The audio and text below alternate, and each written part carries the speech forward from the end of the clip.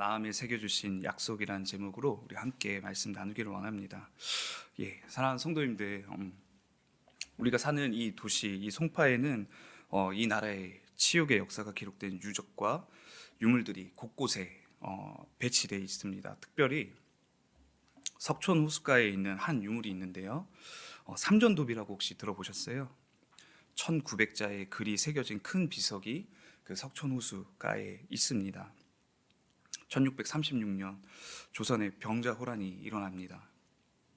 조선이 청나라와의 전쟁에서 패하고 왕과 신하들이 남한산성으로 피신해서 겪었던 그런 굴욕의 역사이죠. 무능한 조정의 실태에 죄 없는 백성이 죽거나 다치거나 또 10만 명이 넘도록 청나라의 노예로 끌려가던 때에 조정의 신하 중에 최명길과 이경석이라는 인물이 있었습니다. 이들이 오랜 전쟁에 이 청나라에 각각 화치 문서를 쓰고 또 삼전도비문을 쓴 인물로 이 위태한 전쟁을 마치게 한 공을 세우죠.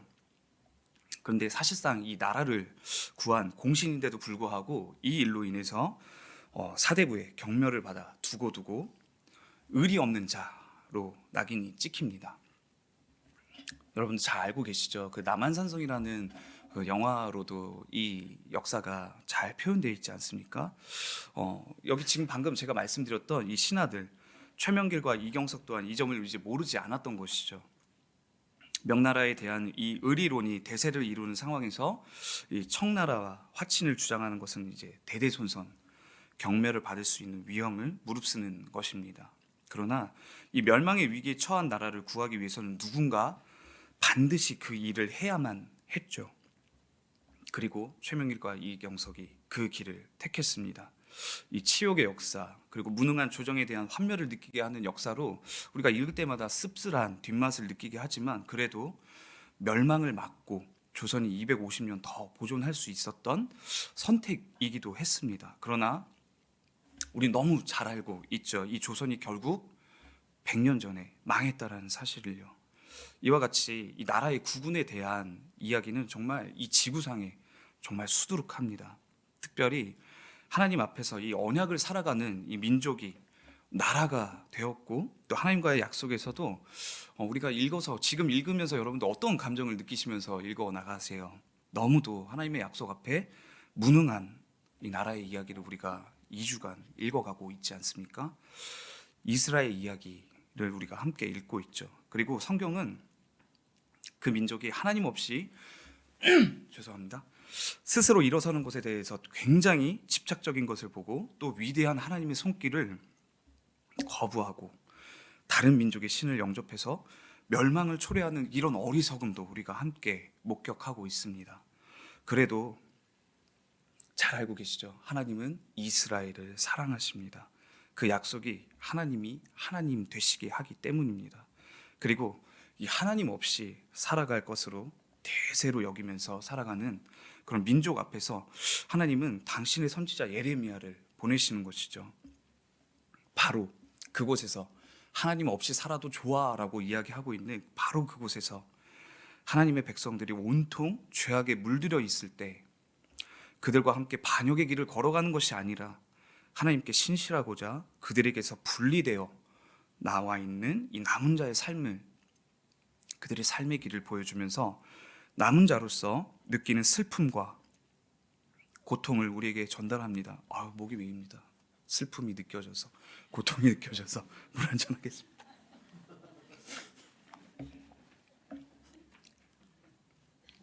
사랑하는 성도님들, 이 예레미야를 읽으시면서 부디 불편한 마음으로 읽어가지 않기를 바랍니다.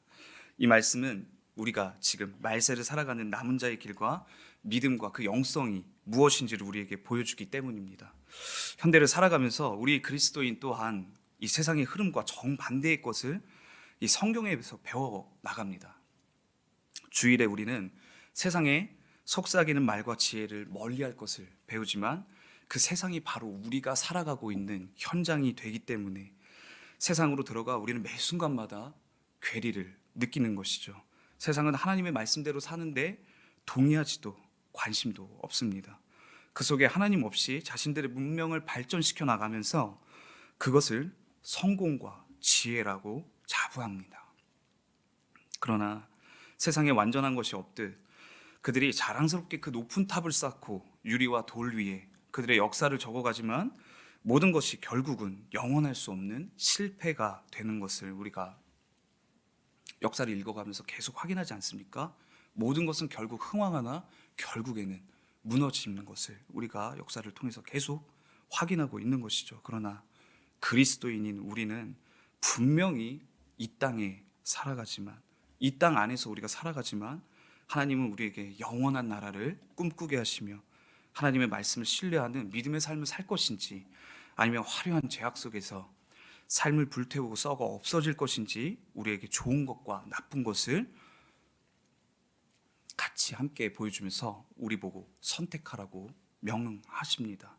사랑하는 여러분, 우리는 그런 면에서 가히 이 세상의 시류 속에서 도전자라고 불리울 만합니다. 세상 안에서 세상에 속하지 않을 것을 우리가 결단했고 저항하면서 살아가기 때문입니다. 사랑하는 성도님들, 저항하는 삶 고되시죠? 고됩니다. 그러나 우리는 이 좁은 길을 걸으면서 밤낮 기뻐하는 삶을 살아갑니다. 왜 그렇게 기뻐하며 살아가는가? 우리가 혼자가 아니기 때문입니다. 주의 영이 함께 하시기 때문인 것이죠. 성경의 이야기로 이제 넘어가서 결론적으로 유다는 여호와께 등을 돌렸습니다. 이는 요시아의 통치 아래에 있었던 그들의 회개하는 그 모습들은 그저 겉모습만 치장하는 것에 불과했고, 요시아의 뒤를 이은 왕들 아래서 그들은 타락이 한계치를 넘어섭니다. 선지자 예레미야의 마음은 이제 백성을 사랑하는 마음 때문에 비탄에 잠기는 것을 우리가 확인하게 되죠. 동시에 비탄과 동시에 그들과 주님과의 관계를 생각하면서 깊은 회상에 빠져듭니다. 사랑하는 성도님들도 읽어가시면서 내 왕년에 내 가장 뜨거웠던 때, 내 주님과 첫사랑했던 때를 회상하실 때가 분명히 있으실 것입니다. 이러한 영적 감각으로 예레미야의 영혼 속에서 하나님의 백성으로서 민족에 대한 생각과 하나님의 영광을 향한 그 거룩한 질투와 또 그분의 백성에 대한 하나님의 권리, 즉 이스라엘이 짓밟고 있는 하나님의 권리들에 대한 무시 사이에서 예레미야가 지금 그 사이에 낑겨서 끝없는 갈등을 겪고 있는 것이 우리가 지금 읽어나가는 예레미야서입니다. 이 점에서 예레미야의 마음에 치유할 수 없는 상처가 입혀지는 것도 우리가 확인했죠. 그는 이스라엘 백성을 위해서 간청했지만, 여호와 앞에서 그들을 위해서 그 틈에 메우면서 서 있지만, 그는 이 모든 일이 헛될 뿐인 것을 계속해서 목도할 수밖에 없습니다. 정권이 계속 바뀝니다. 왕이 계속 한 명씩 바뀔 때마다 하나님께서 들려주시는 그 예언들을, 하나님의 뜻, 이 나라를 향한 하나님의 뜻을 계속해서 선포하고 있지만 듣지를 않는 것이죠. 그리고 계속해서 공격이 들어옵니다. 하나님의 이름으로, 여호와의 이름으로 이야기하지만 그것이 우리에게 전혀 유익이 없다. 우리 마음이 사기가 오르지 않는데 점점 더 듣기 싫은 마음만 올라오는 것을 우리가 보고 있는 것이죠. 읽어가면서도 우리도 답답한 마음으로 계속 바라보고 있습니다. 그리고 그 상황 속에 내가 만약에 끼어 들어가게 된다면 나는 어떻게 반응할 수 있는가, 적용점도 찾아보지만 용기가 쉽게 나지 않습니다.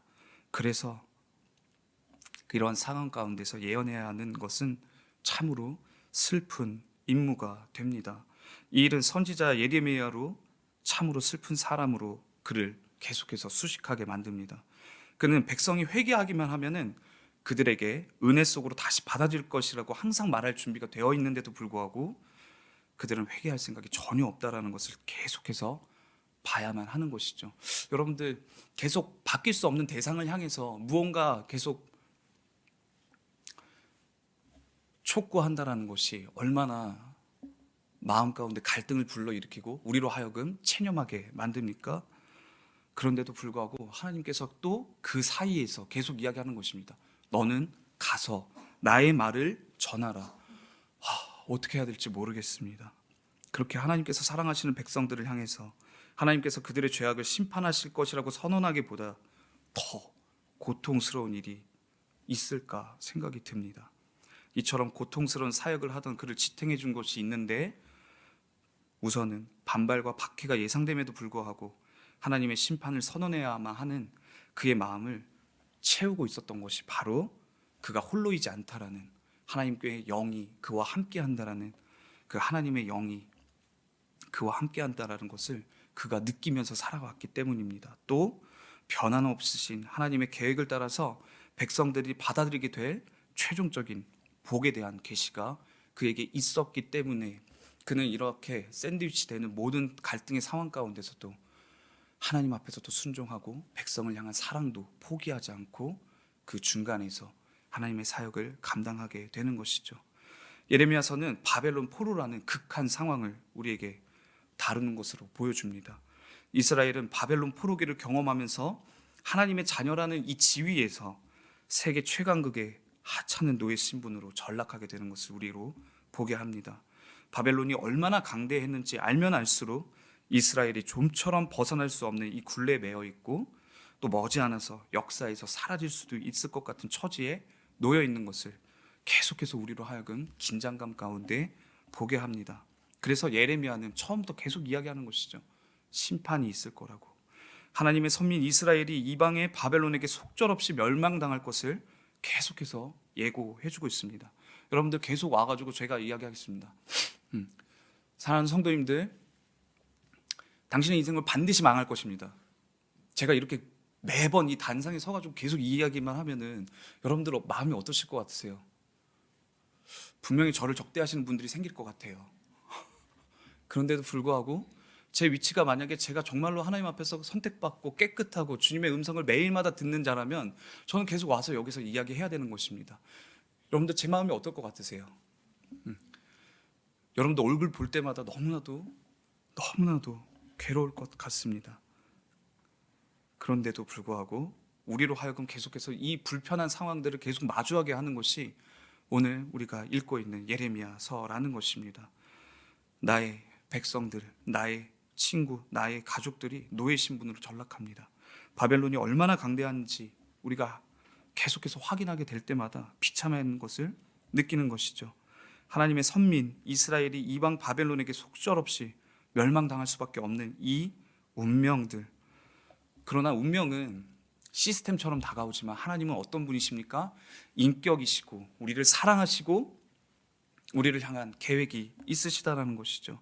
그래서 시스템처럼 그저 걸러지는 것으로 우리를 치부하고 우리를 대하는 것이 아니라 인격적으로 우리에게 계속해서 다가오셔서 말씀하고 계신다는 것입니다. 사랑하는 성도님들, 우리의 운명 가운데 분명히 우리는 죽을 수밖에 없을 텐데 그저 이 죽음을 그냥 순리라고 받아들이면서 살아가는 것과 순리 앞에 있지만 초월자이시고 나를 만드시고 지으신 분이 내게 찾아와서 그러나 영원히 살 수 있는 길이 있단다라고 우리에게 다가와 말씀해 주신다면 여러분들은 어떤 음성을 듣고 붙잡으시고 여러분들의 인생의 길을 정하시고 걸어가시겠습니까? 오늘 이렇게 말씀 가운데 극심한 심판에 대한 경고를 읽어내려가는 것이 쉽지는 않지만 그가 던지는 심판의 선언에는 무엇이 담겨 있다? 애정과 진정이 듬뿍 담겨 있다라는 것이죠.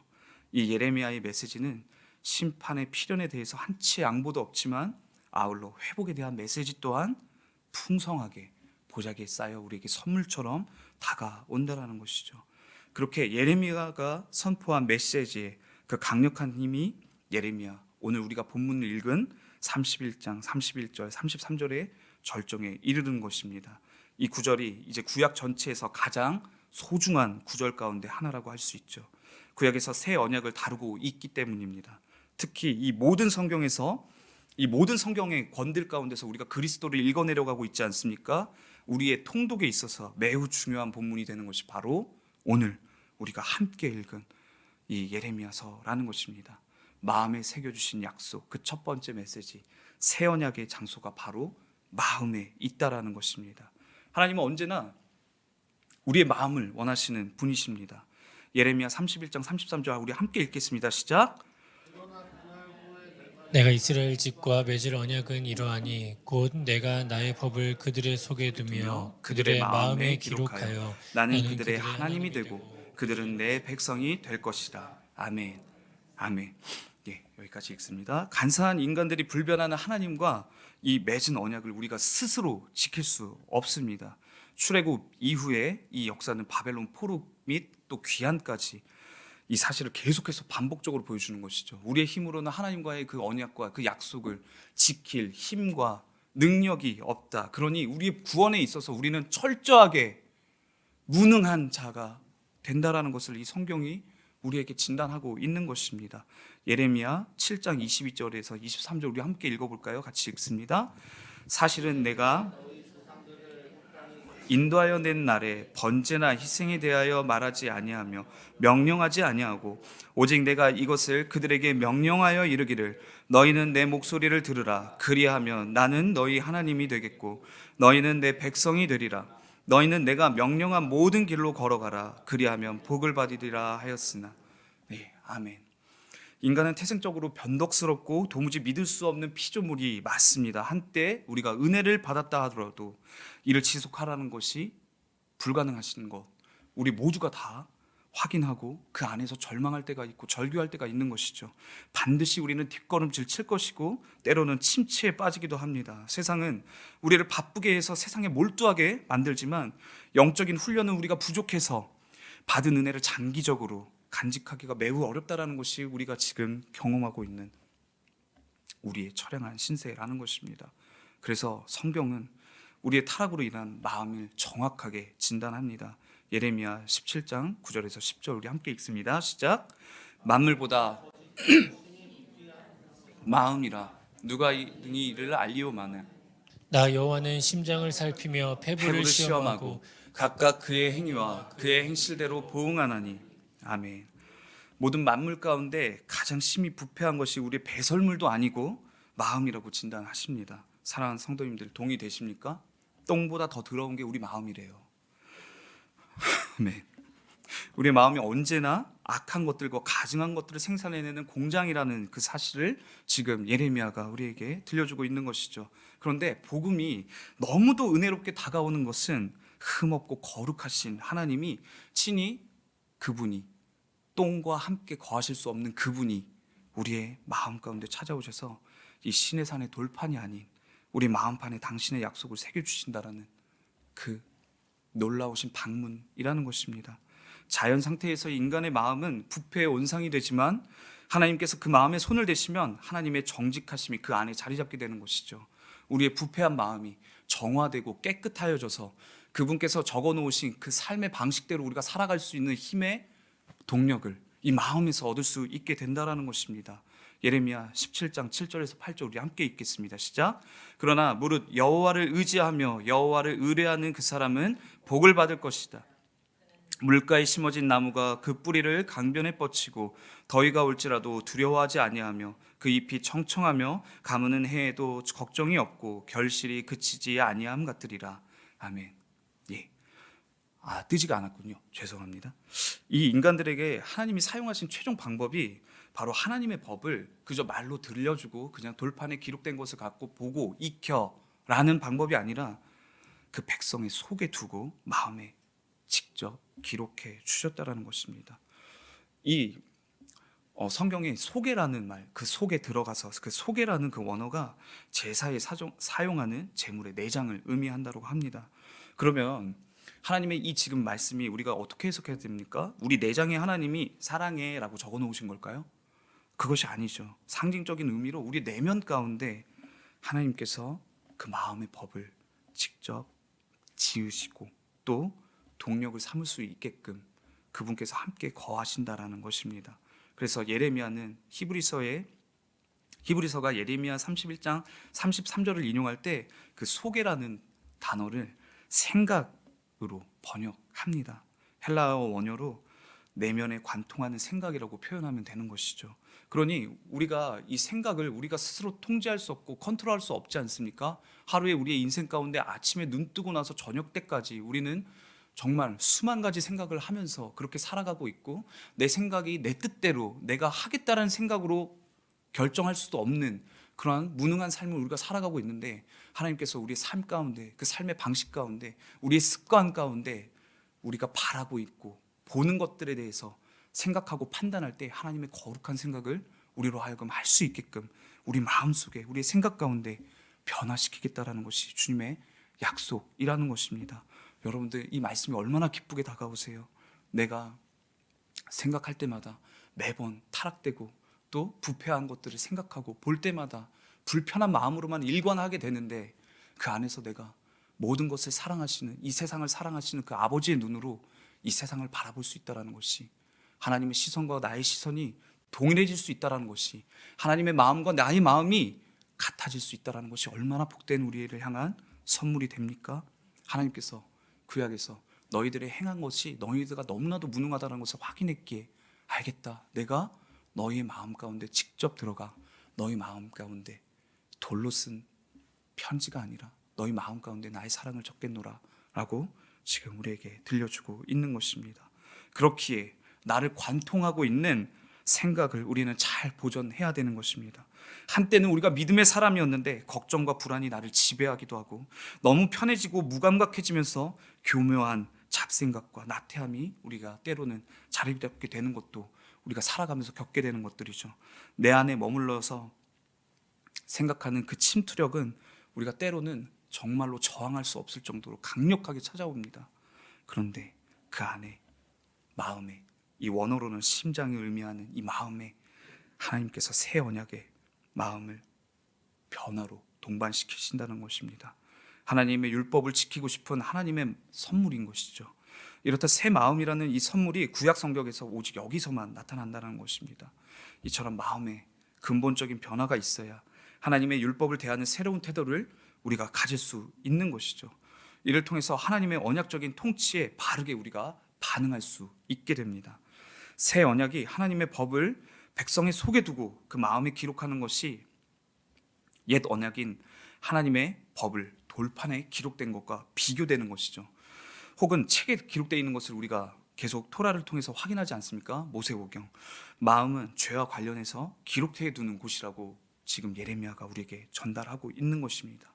죄도 마음에 기록하여서 잊지 않겠다고 주님이 우리에게 말씀하셨습니다. 우리 예레미야 17장 1절 함께 읽도록 하겠습니다. 시작. 금강석 끝 저필로 기록되되 그들의 마음 판과 그들의 제단 뿔에 새겨졌거늘. 맞습니다. 이것이 하나님께서 우리에게 새 마음을 주시는 것과 동시에 죄 또한 우리 마음에 새겨지고 스크래치 나는 것을 우리로 하여금 깨닫게 하신다라는 것입니다. 그래서 마음에 새겨지는 하나님의 언약, 그 두 번째 메시지는 마음에 일하시는 하나님이 우리의 변화로 말미암아 결국에는 무엇으로 우리를 인도하시는가? 관계의 회복을 하신다라는 것입니다. 구약 성경을 보면은 하나님께서 사람의 마음에 그분의 법을 두는 이미지가 나타납니다. 무엇인가? 마음에 할례를 시행하시겠다는 것입니다. 무엇입니까? 마음에 표피를 베어내시겠다는 거예요. 자국을 남긴다는 뜻입니다. 이 자국이 상처가 아니라 결정적인 변화를 일으키는 동력실과 같은 역할을 하게 되는 것입니다. 표피를 도려내는 것은 결국 짓누르고 있는 이 껍데기, 이 불신을 거두어내는 행위가 되는 것이죠. 벗겨내는 것입니다. 우리 마음을 벗겨내시고 새로운 마음으로 우리를 변화시켜 주신다는 것입니다. 신명기 30장 6절 우리 함께 읽겠습니다. 시작. 내 하나님 여호와께서 내 마음과 내 자손의 마음에 할례를 베푸사 너로 마음을 다하여 뜻을 다하여 내 하나님 여호와를 사랑하게 하사 너로 생명을 얻게 하실 것이며. 아멘. 아멘. 이것이 우리를 향한 하나님의 진노와 심판에 대한 메시지가 아니라 우리를 향한 하나님의 사랑의 속뜻이 되는 것입니다. 마음의 할례가 행해질 때 일어나는 일은 무엇인가? 참된 지식을 갖게 됩니다. 마음이 하나님의 법, 곧 그의 진리와 뜻을 자연스럽게 행동하게 만드는 것입니다. 그렇다고 아무것도 없는 진공 상태에서 그냥 아는 것이 아닙니다. 매체가 필요합니다. 예를 들어 하나님을 중심으로 한 삶의 방식, 즉 하나님을 아는 그 신학으로 우리가 새롭게 우리의 지성이 주어지게 되는 것이 하나님의 선물이라는 것이죠. 사는 대로 생각하지 않고 하나님의 말씀으로 생각하는 삶에는 하나님의 이름을 향한 열정, 즉 꺼지지 않는 불씨가 보존되게 되는 것과 마찬가지입니다. 이 마음 정말 선물 받고 싶지 않으세요? 여러분들 갈망하지 않으십니까? 그런데 이미 우리에게 주어졌다라고 말씀이 우리에게 확인시켜주고 있습니다. 나는 전혀 느껴지지 않는데요. 모르셔서 그런 것입니다. 모르셔서 그런 것입니다. 믿으셔야 하는 것이죠. 예레미야 20장 29절 우리 함께 읽겠습니다. 시작. 내가 다시는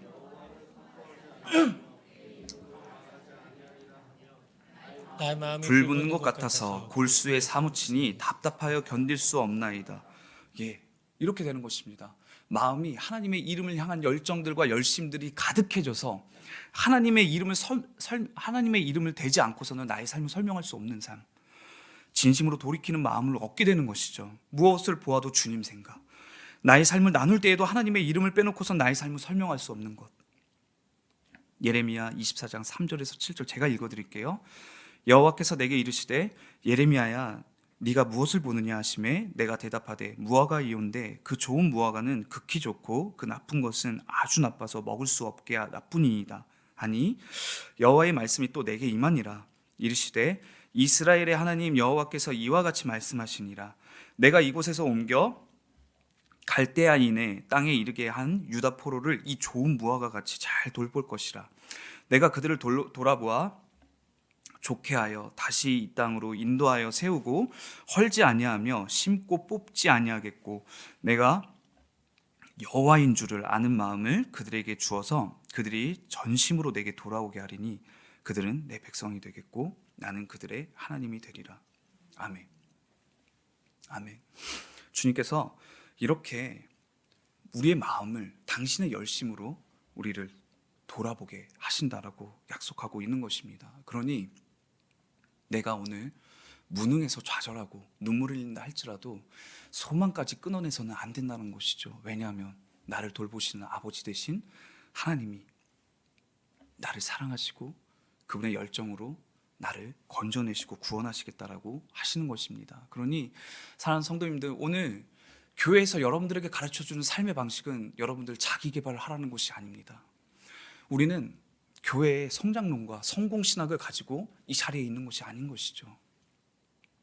그분이 손바닥에 기록해 놓으신 그 약속을, 그리고 나를 향한 그 사랑을 우리에게 들려주시고 표현하신다는 것이죠. 우리 이사야 49장 16절 함께 읽어볼까요? 시작. 내가 너를 내 손바닥에 새겼고 너의 성벽이 항상 내 앞에 있나니. 하나님이 우리를 이토록 갈망하시고 그리워하신다라는 것입니다. 이는 여호와의 말씀으로 여기서 너는 곧 시온 예루살렘을 의미하는 것입니다. 내 손바닥에 새겼다는 뜻이 무엇입니까? 손바닥에 이 수성펜으로 써놨다는 것이 아니라 새겨 놓았다라는 것이죠. 다른 말로 자신의 육체 속에 넣어두어 절대로 지워지거나 소멸되지 않으면서 가장 쉽게 볼 수 있는 곳이 손바닥이기 때문에 항상 우리의 이름을 보시고 잊지 않는 것을 이미지화 시킨 것입니다. 그 다음 소절이 하나님께서 성벽으로 두어서 안전하게 보호하고 있는 것을 우리에게 노래하는 것이죠. 당시 예루살렘에는 무너진 성벽을 보수하는 이슈가 항상 있었기 때문에 그런 것입니다. 이제 이 말씀이 결국 우리로 하여금 어떻게 예수를 보게 하는가, 예수님의 십자가의 부활이 성도의 마음을 취하는 시간인 것으로 이 예언의 말씀이 예수로 말미암아 성취되는 것을 우리가 확인할 수 있습니다. 히브리서 10장 19절에서 22절 우리 함께 읽겠습니다. 시작. 그러므로 형제들아 우리가 예수의 피를 힘입어 그 길은 우리를 위하여 휘장 가운데로 열어놓으신 새로운 살 길이요 휘장은 곧 그의 육체니라. 또 하나님의 집 다스리는 큰 제사장이 계심에 우리가 마음의 뿌림을 받아 악한 양심으로부터 벗어나고 몸은 맑은 물로 씻음을 받았으니 그 마음과 온전한 믿음으로 하나님께 나아가자. 아멘. 이 예수의 대속적인 죽음을 통해서 우리 성도들은 성소에 들어갈 담력을 얻게 되었습니다. 특별한 권한이 있고 그러한 신분이 있어야만 성소에 들어갈 수 있었는데 우리 모두에게 예수가 그러한 신분을 허락해 주신 것이죠. 여기서 성소가 가장 중요한 상징적인 하나님의 중심을 의미하는 것을 우리가 알지 않습니까? 하나님께서 이 예수님의 대속적인 이 죽음을 통해서 그분의 백성을 자녀 삼기 위해서 우리를 씻어주셨습니다. 22절 상에 보면은 마음의 뿌림을 받고 몸은 씻음을 받았습니다. 그리고 마음은 몸의 가장 중요한 부분인 것을 우리가 알고 있는 것이죠. 이로써 우리가 참 마음과 온전한 믿음으로 하나님께 나아갈 수 있게 되었습니다. 그리스도와의 연합을 의미하고 이를 위해서 마음이 예수님의 것으로 바뀌게 되었음을 우리에게 알려줍니다. 사랑하는 성도님들, 이 말씀은 오늘 우리에게 찾아온 하나님의 음성입니다. 그리고 이 음성에 귀 기울이고 이 삶의 방식을 따라 살아가기 시작하면 분명한 것은 방해와 어려움이 분명히 있으나 우리의 마음은 날마다 기쁨으로 아버지를 따라 걸어가게 될 것이라는 것입니다. 하나님은 한 번도 인간의 범죄 때문에 창조의 의도와 계획을 포기하신 적이 없으십니다. 하나님은 오늘도 우리에게 하나님 되시기를 포기하지 않는다는 것이죠. 사랑하는 성도님들, 이것이 은혜입니다. 나의 어떠함으로, 나의 변덕적인 이 우리 앞에 놓여진 이 완전한 신뢰를 우리가 드릴 수 있는 그 대상이 우리의 눈앞에 찾아오셨다라는 것입니다. 그래서 그 변덕스러운 우리 앞에 영원한 소망 되실 수 있는 분이 바로 우리 하나님 되신다라는 것이죠. 그러니 이제 하나님과 거래하는 삶의 방식을 멈추시고 하나님과 가족이 되셔서 하나님 아버지의 공급을 누리시는 인생 되시기를 축원합니다. 예배를 빼앗기지 않는 소중한 성도님들 되기를 축복합니다. 왜냐하면 이때에도 그렇고 지금도 그렇고 말세의 최후까지 우리는 예배 전쟁을 끝까지 하게 될 것이기 때문입니다. 오늘 나의 경배를 빼앗기 위한 존재가 있습니다. 하나님께서 기뻐하심으로 나를 부르시는데도 불구하고 그 부르심 앞에 가로막고 있는 존재가 분명히 우리 삶 가운데 존재하고 있다는 것이죠. 그러니 그리스도인들은 언제나 이 삶의 전쟁 가운데서 가운데 예수께로 인도하는 길을 걸어가는 자들인 것입니다. 생명의 동산과 무덤 사이에서 예수께로 인도하는 길이 우리 앞에 놓여져 있습니다. 오늘 그 양 갈림 가운데서 누구의 음성을 들으시면서 살아가시겠습니까? 예배를 빼앗기지 않는 소중한 성도님들 되시기를 축복합니다. 결론입니다. 오늘 우리가 그리스도인과 교회가 새 언약의 백성으로 하나님께 죄의 용서함을 받았고 성령의 인도를 따라서 우리의 마음에 새겨진 하나님의 법을 따를 수 있게 되었습니다. 그리스도인들이 이렇게 이 사실과 이 진리를 인지하는 것만으로도 우리 삶에는 많은 부분들이 바뀌게 됩니다. 우리의 우선순위, 우리의 예배, 우리의 경배, 우리의 찬양의 대상 되시는 분이 누구인가? 오늘 나는 누구를 노래하며 살아갈 것인가? 오늘 나는 내 삶에 어떤 이벤트가 발생해서 그것이 나를 기분 좋게 하기 때문에 흥얼거리는 삶이 되는 것이 아니라 예수가 오늘 나에게 함께 하신다라는 그 존재의 기쁨으로 말미암아 우리의 예배의 대상되는 그 예수를 우리가 노래하는 인생을 살아가게 된다는 것입니다. 사랑하는 성도님들, 갈라디아서 5장 18절은 이렇게 이야기합니다. 그래서 그 생명의 성령의 법이 들어와 있는 그러한 세례를 받은 자들은 율법 아래 있지 아니한다 라는 것으로 이 말씀이 결론을 지으려고 합니다. 사랑하는 성도님들, 그러니 오늘 여러분들의 마음 가운데 새겨진 하나님 아버지의 널 사랑한다, 그리고 내가 너를 끝까지 돌보고 끝까지 너를 인도할 것이다 라는 이 약속을 잊지 않고 살아가시는 여러분들 되시기를 축원합니다. 그래서 우리가 주님이 사랑하시는 이 세상을 위해서 내 유익보다 주님의 나라를 소망하며 우리가 이 자리에 정착해 있는 것이죠. 우리가 여기서 본교에 오신 분들에게 격려드리고 싶습니다. 우리가 세계적으로 존경받는 목사님과 함께 우리가 교회로 살다가 우리가 주님의 음성을 들었습니다. 너만 잘 먹고 잘 사는 것이 옳으냐고요. 그래서 우리가 그 말씀에 순종했습니다. 흩어져서 우리의 부요함을 나누는 교회가 되자. 그래서 우리가 가진 자유와 우리가 가진 예수의 이름 때문에 우리가 이 지역에 오게 된 것이죠. 우리의 편리 때문이 아니라,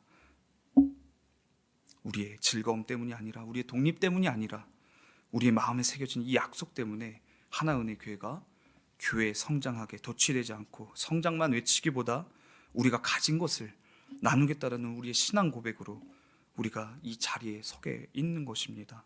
그리고 그 고백 앞에서 여기 지금 계신 수많은 분들께서 이 고백 앞에 감동하시고 함께 나누는 교회가 되기 위해서 찾아오신 새가족들이 계십니다. 이 성도님들과 우리가 주님의 음성에 귀 기울이면서 매일마다 주님 앞에서 이 좁은 길을 기쁨으로 노래하는 자가 되기를 간절히 축원합니다. 사랑하는 성도님들, 저는 본교에서 오신 여러분들을 바라보면서 예수 앞에 서 있었던 부자 청년을 떠올립니다. 그의 의로움과 율법을 지키는 삶에 예수님께서 어떻게 하십니까? 칭찬하십니다. 너가 너무나도 잘하고 있다. 너무나도 기쁘다. 그런데 이야기하십니다. 초대하시면서 너의 것을 다 가난한 자에게 나누고 나와 함께하지 않겠느냐? 주님의 사랑스러운 시선과 그 초대에 부자 청년이 어떻게 반응합니까? 근심하며 돌아갑니다. 그러나 사랑하는 여러분들은 예수의 손을 붙잡고 함께 예배하는 공동체로서 지금 이 자리에 서 계십니다. 그리고 교회가 되셨습니다. 이 자리에서 우리는 탄탄대로만 걷지 않게 될 것입니다. 분명히 어려움이 찾아올 것입니다. 그리고 때로 우리가 어리석음으로 우리의 본질에서 벗어난 선택을 할 수도 있게 될 것입니다. 그러나 우리가 주님의 길에서 이탈될 때 주님이 우리를 내버려 두지 않으시는 그 은혜에 감사하는 오늘이 되기를 소망합니다. 그리고 그에 따른 징계가 우리에게 찾아올 때 우리가 왜 심판받는지, 우리에게 찾아온 이 고통이 어떤 의미가 되는지를, 그 이유에 대한 의미와 우리 마음속에 새겨진 이 약속을 기억한다면, 사랑하는 성도님들, 우리는 다시 주님이 걸어가신 이 좁은 길을 기쁨으로 걸어갈 수 있을 것입니다. 그리고 이 좁은 길은 어느 누구나 오라고 초대하는 자들이 될 것입니다. 그들을 가리켜 성경은 이렇게 이야기합니다. 증인이라고. 사랑하는 성도님들, 이 시간 함께 이 말씀을 붙들고 함께 기도하기를 원합니다.